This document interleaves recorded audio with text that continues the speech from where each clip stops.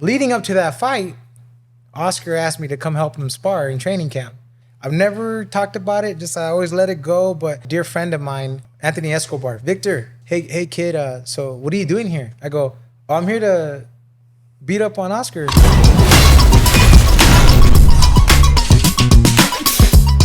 Okay, folks, we coming in hot, coming in sizzling, okay? Spicy rupskins.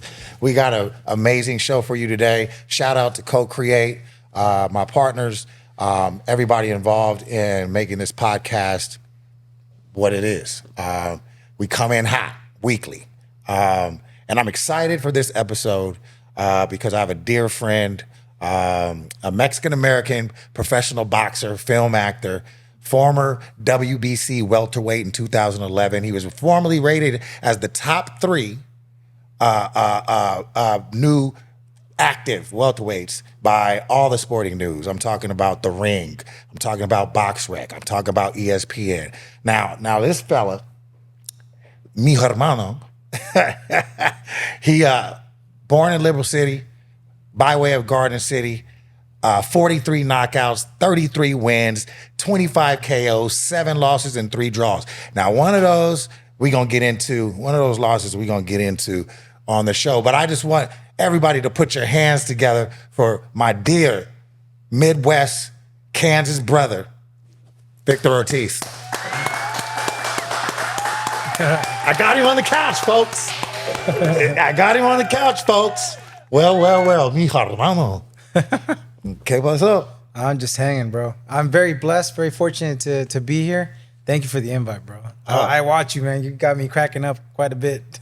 Well, you know, the way we bond is, you know, I think anybody from the region and where we're from, you know, either Kansas City, Kansas, anywhere Missouri, anywhere Kansas, there's hardships, and you know, for you guys to even be seeing me with a podcast, a little black boy, little native boy from Kansas City, Missouri, to have had the career I've had, I look to guys like Victor because that's the testimony. And you know, for him to do what he's done through all kind of turmoil, we'll get into it. But Victor, what is it? What was it like? When did you make the decision to say, hey, I'm going to box and I'm going to go be a champion? Oh, man. Well, first off and foremost, thank you, brother, for just speaking to me so highly, holding me up at that nice peak. That's where you need to be. You know, it's been rough, man, to be honest. I came home to an empty household at 7.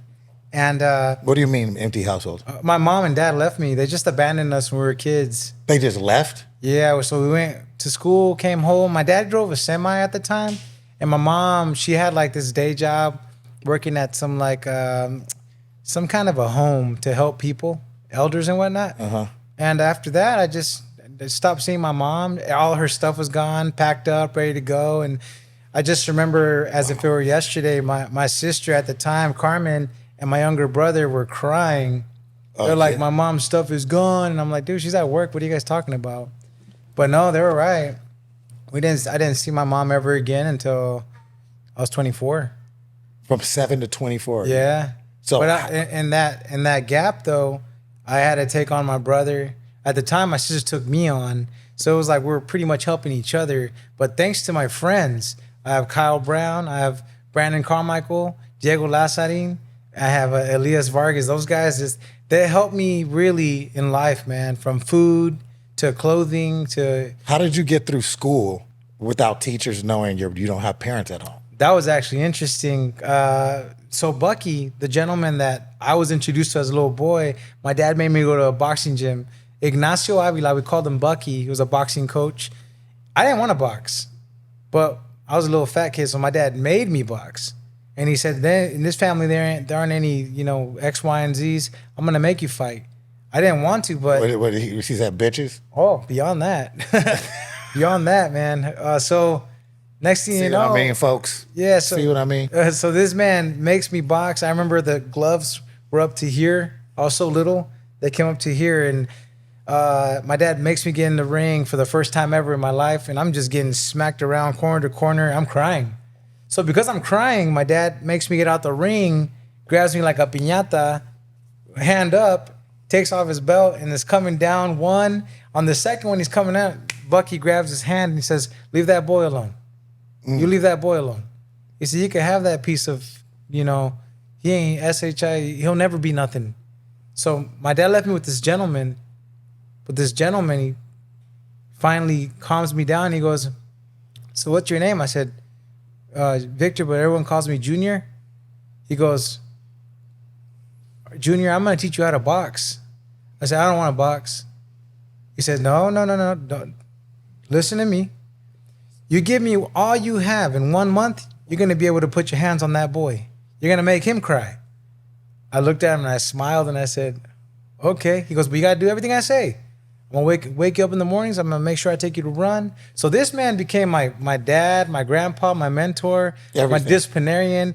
Yeah, he is my everything, man. So because of him, he taught me the way of boxing. He taught me that there's fundamentals to this thing. You don't just go in and get in a ring and get whipped around, So next thing you know, this gentleman took me around everywhere from Kansas City, Dallas, Texas, San Antonio to New York City, Wisconsin, Michigan, anywhere. But I became his fighter. I became his fighter, his boxer. He always told me, "Junior, there's a significance of a difference." And Between I a fighter and a boxer. Yes. Yes. He says there's boxing and there's fighting. He says boxing is to hit and not get hit. He says fighting is just in the streets, Junior. Right. I was like, okay. So I did everything he asked of me, no matter what. Shout out to Mr. Bucky. Yeah, well, he's in heaven now. But, Rest in peace, sir. Yeah. But, Shout out to you, sir. You did a wonderful job. Yeah. And so when we, because we talk about mental health on this show, and as you started to manifest your dreams, seeing that Bucky was telling you the truth, and you listened to him, what mental things affected you coming up? Just like, because come on, bro, let me keep it a buck. Like for your mom, like dads, they walk out. I mean, I know a lot of fatherless children, but it's deep when the mom walks out. How did that affect you? Like, oh man, were you angry? Oh, bro, I was destroyed, man. But I never showed it to no one. I said, "Y'all mother want to see me never make it? Watch me." So I became my Your own everything. gas. Yeah, it became everything. And Yeah. I'm like, yeah, you know what? They don't need to believe in me. I believe in myself. That's right, boy. So next thing you know, a lot of when it comes to mental health, oh man, I was destroyed. But the young kid that I was with so much anger, I had ego. I didn't let nothing hold me down, man. I remember being on Team USA, and it was like, I was just about to ask you about Team USA. Yeah, they're like, "You ain't gonna be SHI," I'm like, "Yeah, but who's gonna stop me?" They're Right. like, "Oh no, man, you ain't even got it like that, man." I'm like, watch me." So I'm number one in Team USA. Like I was the number one seed. I was unstoppable. Because see, folks, I want to take a moment for this very important message. When you have the ability to turn tragedy into triumph, you're a different kind of person. I don't care what you say. And I think a lot of that has to do with God's anointing and call on your life. Because you could have been anywhere, Victor. I believe so. I could have been anywhere. But God, we're here chopping it up like what? And so just recently, let's shift topics. Just recently, you got back into the ring. Yeah. Tell me about these last two fights. Man, it was crazy. So basically, so check this out. It all started, which I do owe a thank you to a man by the name of Floyd Mayweather. Okay. Why? Yeah, people always be like, "Man, this is crazy, man." But here's the thing. Bottom line, truth be told. Okay, Right. let me stop you right there. We got to come in hot.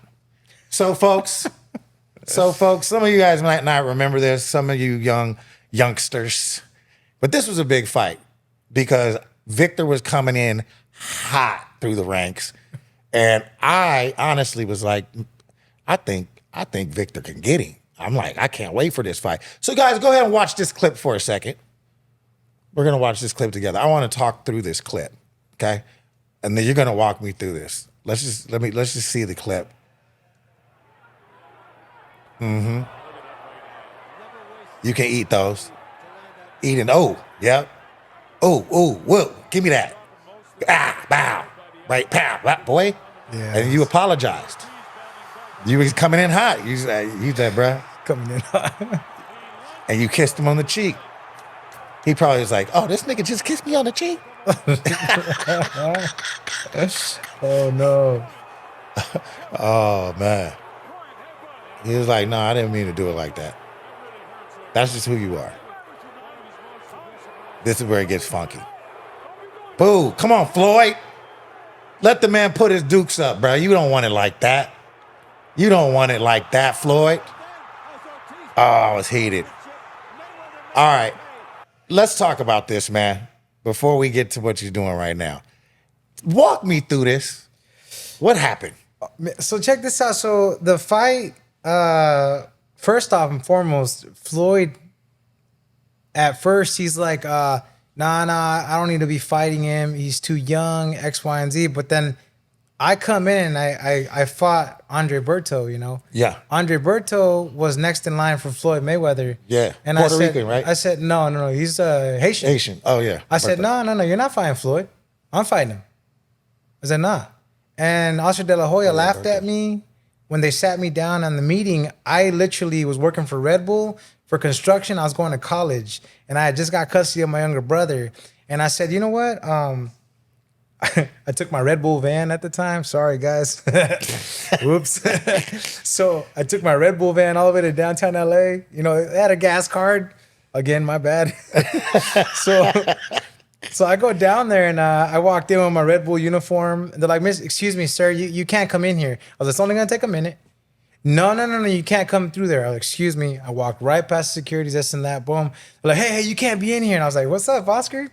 He's like, hey, Victor. You're like, you know, Oscar De La Hoya. Yeah, and I go, hey, bro, just it's only gonna take a minute. I said, look, I understand that I got my first defeat to Marcos Maidana. I said, I asked you for the rematch. I said, I didn't have to fight him. I had a broken wrist going into that fight. I told you I can't fight. You said I was going to get sued. So I took on the fight, bro. I mean, come on, man. I put my titles on the line. I didn't have to do that. Mm-hmm. I said, so I lost it. It is what it is. I lost, but I want my rematch. Victor, that's just not how it goes. It's just business. It's business. No, it's not business, dude. That's messed up. I did something I didn't have to do. Right. Come on, bro. No, Victor, you're funny. No. So, all right, you know what? That's cool. You won't give me that rematch? I want Andre Berto at 147 pounds. After Andre, I want Floyd. Everyone looked at me and laughed at me. Mind you, I'm not even supposed to be there. I'm supposed to be at work. Who is this Red Bull driver coming into my exactly. gym talking this big ish? Yeah, right, man. At least a Red Bull or something. I didn't have a Red Bull. I was just wearing he a didn't uniform. come in with a case or nothing. Nothing. Just the uniform. So everyone laughs at me. It was a little humiliating, but all I said in the end was, hey man, send that damn contract over. I'm gonna sign it. I want Andre. After Andre, I want Floyd. So I leave downtown Los Angeles. Now I'm like, dang. So I'm trying to make it back to Thousand Oaks so I could merchandise the whole store, you know, before they start calling like, hey, your merchandise right here. But nah, I get back on time, you know. Now I get to training, and I'm upset because I just got made fun of by everyone. So you took that personal. Very personal. So now, you know, I had 3 weeks to get ready. I said, you know. Oh, they gave you 3 weeks? Yeah. 3 weeks, and I moved up a weight class. So here I come in, and I just remember no one believed in me. There was one reporter that stopped by throughout the whole 3 weeks, and I'm still friends with him. He goes, hey, Vic, remember when no one believed in you? I was like, you did. It's okay. That's awesome. So he's like, my bro, man, let's go get it. So, man, I go out there, you know, I handle business, and they were so sure I was not going to be the champion of the world that they didn't bring an extra belt. Wow. So basically, when they have a world champion reigning, they have to, usually the organizations bring another belt because just in case the champion loses, then that's his belt and they give him a new one. But these people were so sure that I would lose They the didn't fight. make another belt. They didn't make another Ooh, belt.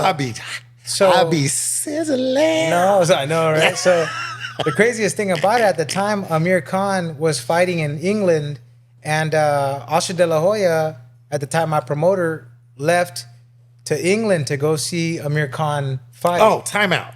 We're going to get back to the Floyd, but let's back up. Let's back up. And this is true. I believe in my heart of hearts that they knew you weren't controlled by anybody, and you were a dangerous problem to sleep somebody at any point. Tell the folks. This is the behind the scenes stories, folks, about you going to be training partners, sparring partners for Oscar and for Floyd. Tell them what happened in both camps. Oh, man. Oscar's camp first. Man, so I was getting Oscar De La Hoya ready for Manny Pacquiao. And I remember Nacho Beristain, he's a legendary trainer. He had Marquez and all these big boys. This is the first time I speak about this, actually. I've never talked about it. Just I always let it go. But I think it's important. Nobody's seen it. I think it's important for people to actually realize and know, because people have, they've put me down for many years, but the truth hasn't been spoken. So, Oscar, Victor, I heard, Victor. you've been training with Manny Pacquiao quite a bit, and the Manny Pacquiao. It was Manny Pacquiao first. And I was told what you did to Manny, and I go, oh, tell the people what you did to Manny. well, that's not on me. I'm just gonna say what I always say is, Manny and I just work together. What are you talking about? Right, got it. So I would never disrespect Manny. I would never disrespect Freddie Roach or Marie. None of Wild Card. I love everyone. And so Manny and I, let's just say we had some amazing sparring sessions, great ones. And Mr. Freddie Roach can back that, man. Like, he's seen some great. Did you knock wars. him out or not? I forgot. All right, so Victor. Back to Oscar. So now we fast forward, and Oscar De La Hoya is talking about Victor. So HBO showed me the videos of you and Manny, and I go, that's cool. Yeah, I saw what you did to him, and I go, I didn't do nothing to him. Because come on, Victor, you're funny. No, I didn't. What are you talking about? We just worked. Right. No, Victor, you're funny. I'm gonna fight him. I'm fighting him next, and I go, that's not a good idea. Oh, yeah, you're funny. He's little. I said, no, man, he's little, but he hits hard with both hands. He's left-handed. I said, dog, you and I do not fight the same. Right. I said, Manny's a very dangerous problem for you. Mm-hmm. Personally, look, I'm not telling you what to do, champ, but you need to stay away from Manny. He goes, you're my co-main event. What? So he ignored me completely. He went off to fight Manny Pacquiao, and a new star was born that night. Oh, yeah. Manny Pacquiao. Yeah. So now I'm getting looked at like I did something wrong. But leading up to that fight, Oscar asked me to come help him spar in training camp. Yeah, no problem. Nacho Beristain was his lead coach. I came in, man, and at the time, a dear friend of mine was his security guard, Anthony Perez, and he goes, Victor, Anthony Escobar, Victor, hey kid, so what are you doing here? I go, I'm here to beat up on Oscar. He goes, wow. He goes, you're cocky, man. I go, no, just confident, brother.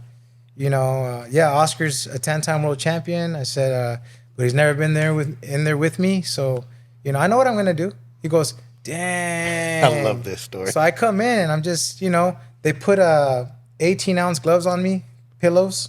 Yeah. They put 12s on him. They gave me an open headgear. Oh, so he can still bust you. Yeah, and his had a bar. So I go, dang. All right. So I come in, I start, all right, cool. First round, Nacho Beristain tells me, Victor, trabaja con él. Victor, work with him. I was like, yes, sir. So I started timing him. Boom, I put him down.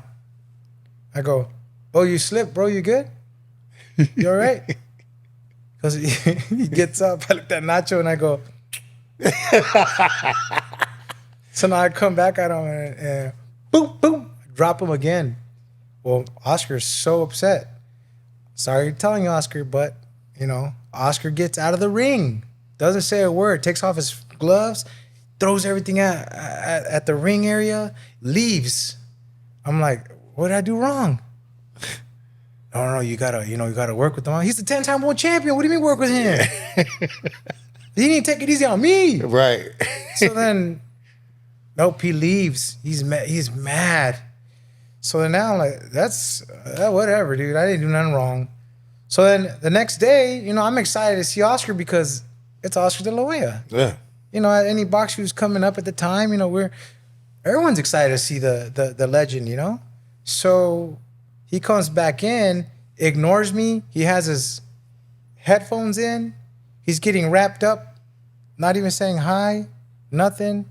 Wrapped up on the other one. Now he gloves up again. Okay, he's upset with me. All right. Victor, trabaja con él. Victor, work with him. Yeah, no, of course. All right, Nacho, no problem. So I come in fainting him. Same thing. Drop him, knock him out, boom. He leaves camp. Now, I'm like, I don't have no one to spar with. I'm in training camp in Big Bear. I don't want to be there because no one can help me spar. I need to get ready for my fight, which is the same night as his fight.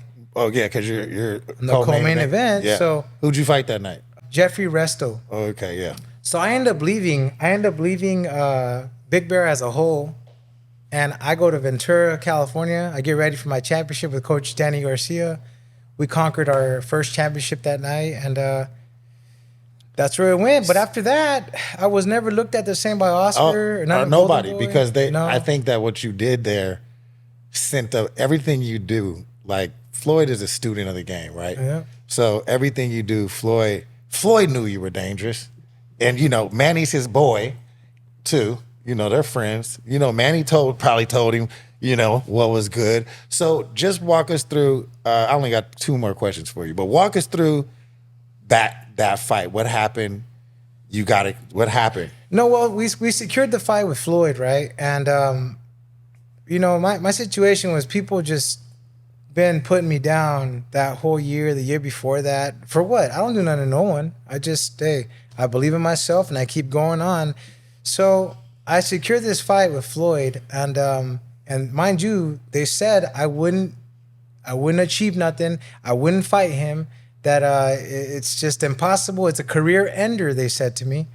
So now I'm in this big stage versus Floyd, and one thing I caught right away on Floyd was the moment the fight started, the fastest man in the world, I countered him. He threw, and I countered him he threw a straight right. I countered him with a straight left, caught him. So the fastest man just got countered by the slow guy, the power only guy. And that started putting some fear in the guy, because as I'm coming forward, I'm not fearing his power. And I remember as I'm coming forward, I'm starting to get the momentum, It's the first round, second round really probably freaked him out because I came in and I put my hands down completely. Come on, let's see what you got. He hits me with a straight right, boom. I take it. Come on, champ. I know you're harder than that. Yeah, you boom. were eating those. I take another one. I took 4 punches from him and I go, not enough. You ain't got shit, homie. You can't crack an egg, man. Not enough. So I start coming forward, and that coming forward really like had him on ease, like off ease. And I was like, come on, baby, you ain't nothing. You ain't nothing, not today. So as I'm coming, I'm attacking. I start noticing from the first round, I told the ref, I didn't think he was going to keep consistent with it, but he did. He throws a hook. This is my face. The hook comes in. But he comes with his elbow. Misses the punch, but he comes in, boom, yeah, with an elbow. Now, mind you, I started feeling it right away because this is my guide leading eye. Yeah. So being that this is where I, line up. Yeah, it started closing my eye. Next, it goes double out of one eye. I didn't know it could happen like that, but one on top, one on the bottom. I'm like, oh my gosh.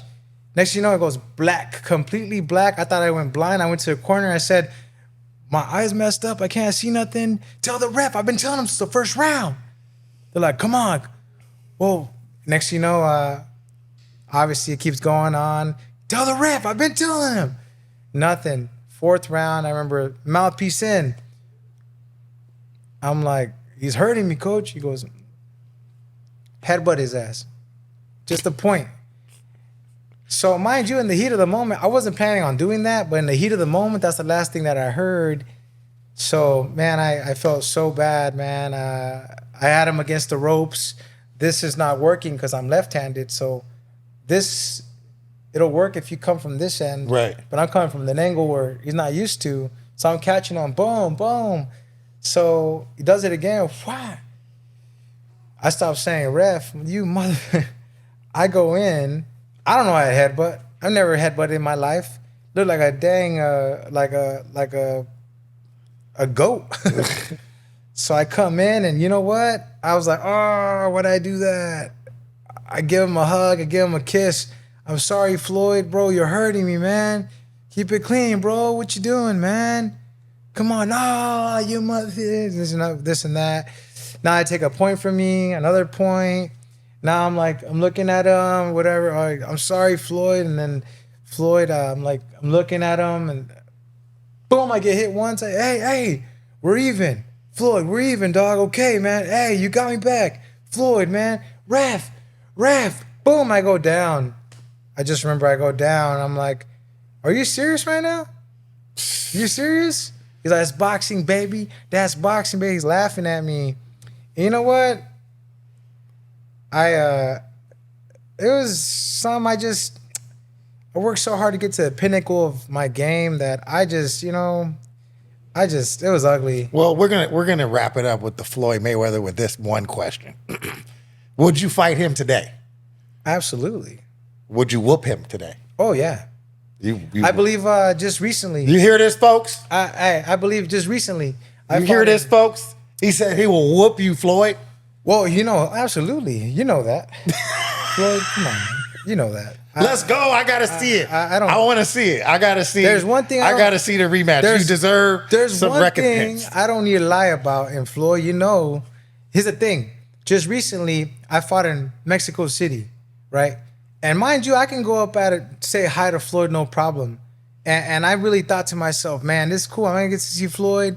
Originally, I got called Mauricio Suleiman to be the rematch between Floyd and myself. Yes, it's an exhibition, but I told Mr. Mauricio Suleiman from WBC, the president, I said, it's interesting, Mauricio. 13 years ago, I said we're not going the distance. I'm going to end him. I'm going to knock him out. I said, right now, I'm going to tell you right now, thank you for the offer. I'm going to end him within 5 because it was going a 7-round exhibition. So then from there, everything just, when this came out to everyone, the gossip was ugly. Oh, when he called me, I said, Victor, why would you say that, Victor? Yeah. We were so close to getting the fight. Why would you say that, Victor? Yeah. Oh, no. But look here. You have, post that, been through some amazing things. You just had 2 fights within the last month. Congratulations on both wins. Thank you. I appreciate that. But, as we wrapping it up, who's Victor now? You've been through from childhood to all of the who's Victor? Who's Victor Ortiz now? At this point in time, check this out. I used to think that I needed to be, I need to be this great fighter of a person, this and that. I know I'm a good fighter, but when I'm done with this whole boxing thing, I want people to remember me as one thing. He's a great dad. Oh, there we go. He's a great dad. I love it. I love it. Royal Malachi, my baby boy Ezekiel right here. Congratulations on your new son. Yeah. How old is he now? He's just a month and 2 weeks. Yeah. So look. So. You're a dear friend, and everybody. When we first met, and I was pushing, I was talking to the only person that was like, oh yeah, I love Victor. Mike. Mike Tyson. He's like, oh yeah, I I love, such a good fighter, such a good fighter. That's the greatest. But you seeing you be a good father and still, a good partner, and still going out here to get it. You're not done yet. No. You're not done yet. You're far from done yet. I can't wait to see what you're gonna do in the next. I think you got 2-3 more years in you to go whoop some ass. You know what? I thank God every day that I'm still there. You know, mentally. Yeah. Mentally, That's emotionally. how you can tell you didn't get hit a lot. No, because you're not. I know some boxers, boy. Like I trained with terrible Terry Norris. You have to have a special skill set to understand him. Keep fun. I love Terry. Keep fun. But I understand everything he's saying, and he's coached me up, through the things. But you could see he got hit a lot, like. Because he would be in them knockout battles with sluggers, right? He was a beast, with some beasts. So, yeah. And it's the same with Floyd. He's kept his, hey, Columbus, hey, they can't, they ain't hit me. They can't hit me. How they gonna hurt me? Okay. They can't hit me. You know what I'm saying? Absolutely. How they gonna hurt me? Hey, Columbus, they can't hurt me. So anyways, man, I want to thank you for coming out to visit me. Yeah. We sitting on this couch. We're gonna be watching. I know all my viewers. We're gonna be following you now. That the ones that know who you were didn't know you were back. He's back, folks, and he's coming in hot with a vengeance. So I love you, Victor. Thank you for coming on. Yeah, you take care of yourself. Yes, bro. sir. What a wonderful show. Thank you guys for coming in tonight. But we're going to make a tradition. We can't leave the show without a Columbus Shorts picks of who was coming in hot this week on IG. Let's take a look. There's a few things that popped out to me. I scour IG to see what's what, who's doing what, what's funny, what's not funny, what's just gross, what's educating, right? That's what we do. But I found some funny stuff like this video right here. I mean, jeez. Now, this guy, bow. Sidekick, bow. Roundhouse, boom, bow. Good night. See, let me explain something to you folks. I'm a trained martial artist. I'm a trained fighter. This man in a 97, 98 Cavalier jumped out that thing and hit him with a Jean-Claude Van. Damn! Right in the chest. And then hit him with a, y'all might have missed it. Check it out. Bow! And then he comes through with the roundhouse. Bow! And then a 4-piece and no biscuits. No biscuits. Do you know what it's like to eat 4 biscuits and not have no water? Yeah, he left him face down. He sure did. And this is why there was pain in that leg. That was a kick from struggle. He probably came from the group home, turned his life around. You know what I'm saying? But you never mess with a man in a 97, 98 Cavalier. Let me tell you why. Anything can be in that car. A ninja, a hood ninja, he could have some nunchucks in there. He could have katana blades in there. You don't know who you messing with. And you get out and get your ass hit to smithereens. Now look at this. Now, God. Look at South Pasadena, folks. They done went straight Demolition Man. RoboCop. They got the Teslas out. Now, these are the new Teslas. These ain't the Tesla Ys. These ain't the Model X. This ain't the S. These are the Tesla catch your ass. You ain't getting away. No, you can have all the Challenger you want. All the horsepower you want. They don't have no horsepower. They just have power. Y'all better clean up your acts. There's no getting away, folks. And now, on that note, there's no getting away from coming in hot because, again, we're going to have the best guest. Episode 2, so grateful for Victor Ortiz. I can't wait for you guys to see the rest of the season. I have some special people coming to sit on this couch, and it's going to be great. For the rest of the season, guess what we're going to be doing? Coming in hot.